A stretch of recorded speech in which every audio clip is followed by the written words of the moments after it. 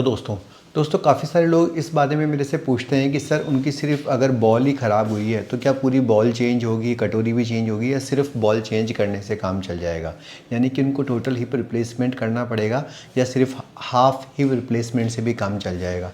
दोस्तों इस वीडियो को शुरू से लेकर लास्ट तक पूरा देखिए और मैं बताता हूँ कि हाफ हिप रिप्लेसमेंट या बाइपोलर क्या होता है और टोटल हिप रिप्लेसमेंट क्या होता है, दोनों के क्या फ़ायदे और क्या नुकसान है, कब आधा कराना चाहिए और कब पूरा कराना चाहिए।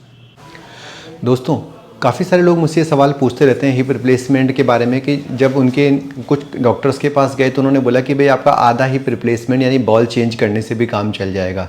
दोस्तों आधा हिप रिप्लेसमेंट को हम बाइपोलर कहते हैं। होता क्या है कि आप देखिए हिप रिप्लेसमेंट के दो पार्ट होते हैं, एक तो स्टेम होता है और उसके साथ बॉल होती है और दूसरा कटोरी होती है यानी कि एसिटाबुलम होता है। तो जब आप दोनों चीज़ें चेंज करते हो तो उसको टोटल हिप रिप्लेसमेंट कहते हैं। लेकिन कभी कभी बॉल को चेंज नहीं किया जाता, सिर्फ आप फीमोरल हेड को और स्टेम को चेंज करते हो तो इसको बाइपोलर कहा जाता है। दोस्तों बाइपोलर की उपयोगिता तब होती है जबकि पेशेंट को नेक फीमर फ्रैक्चर हुआ हो, उसके एसिटाबुलम की कार्टिलेज ख़राब नहीं हुई हो और साथ ही जो उसकी उम्र हो यानी उसकी लाइफ एक्सपेक्टेंसी हो 10 साल से कम हो। तो ज़्यादातर ये 60, 70 या 80 साल की उम्र में ही हम बाइपोलर रिकमेंड करते हैं। लेकिन यदि आपकी उम्र कम है यानी कि आपकी उम्र 18-19 साल से लेके और 55-60 साल तक है, तब अपने मानते हैं कि लाइफ एक्सपेक्टेंसी 20-25 साल तो रहती है, ज़्यादा भी हो सकती है। तो ऐसे में टोटल हिप रिप्लेसमेंट करना पड़ता है, क्योंकि यदि आप सिर्फ बॉल और स्टेम चेंज कराएंगे लेकिन कटोरी को छोड़ देंगे तो क्योंकि कटोरी या तो सिरेमिक की या मेटल की बनी होगी तो एसिटाबुलम कार्टिलेज को डैमेज कर देगी और जिसकी वजह से एसिटाबुलम भी ख़राब हो जाएगा। तो फिर आपको थोड़े टाइम बाद बाइपोलर को हिप रिप्लेसमेंट में चेंज कराना पड़ेगा।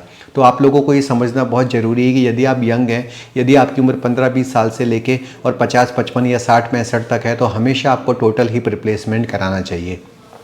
कई बार पैसों को बचाने के चक्कर में लोग बाइपोलर करा लेते हैं, क्योंकि टोटल हिप रिप्लेसमेंट की कॉस्ट तो जहाँ 1.5 से 2 लाख रुपए होती है वहीं हिप बाइपोलर की कॉस्ट 15 से 20 हज़ार में हो जाता है। तो लोग ये कंफ्यूज हो जाते हैं कि हमारा हिप रिप्लेसमेंट हो गया है। उससे आपको साल 1.5 साल फ़ायदा भी हो सकता है लेकिन लॉन्ग टर्म में उससे नुकसान हो सकता है। अगर आपकी उम्र कम है और आपको लग रहा है कि भाई लाइफ एक्सपेक्टेंसी आपकी रहेगी 20-25 साल, 30 साल, 40 साल, तो हमेशा टोटल हिप रिप्लेसमेंट ही कराना चाहिए।